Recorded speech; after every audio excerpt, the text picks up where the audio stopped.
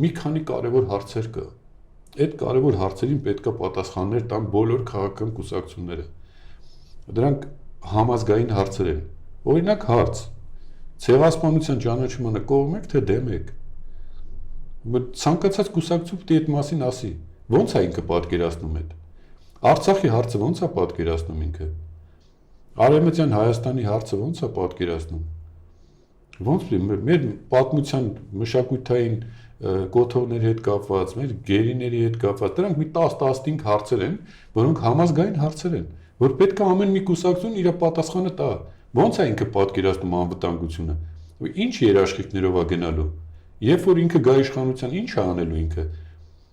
Դրա համար այս հարցերը պետք է մի հատ հավաքվել, քննարկել, եթե ընդհանրություն կա այս հարցերի շուրջ, այդ քաղաքական ուժերը պետք է ձևավորեն մի հատ մեծ բևեռ, որ մարդիկ գան հասկանան, որ այս սրա օգտին քվեարկելուց էս ենք ստանալու,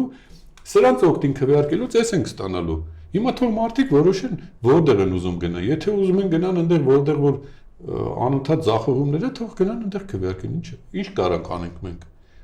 Բայց ես կարծում եմ, որ մարդիկ դեռ չեն մտածում, մարդիկ ասում են ուղղակի հալավ են նախկիններին չենք ուզում, սրանցը չենք ուզում նախկինների, բա ու երբ չկա էլ։ Անընդհատ ամեն ինչ այս երկուսի շուրջ է պատտվում։ Իսկ կարող է իշխանությունն ուզում, որ անընդհատ այս երկուսի շուրջ պատտվի, որ ոնց է լինի վերջը իրանց ձայն տան։ Այս տրամաբանությունն են մտցնում մարդկանց մեջ։ Դե համար մարդիկ ասում են, դե որ նրանք բան չեն, սրանք կլինեն ուրեմն։ Այսինքն երրորդ ուժ չկա, կա ժողովուրդ ջան, ինչի չկա երրորդ ուժ։ Այնպես չի որ այս ազգը չունի քաղաքական մարդիկ, քաղաքական ուժեր։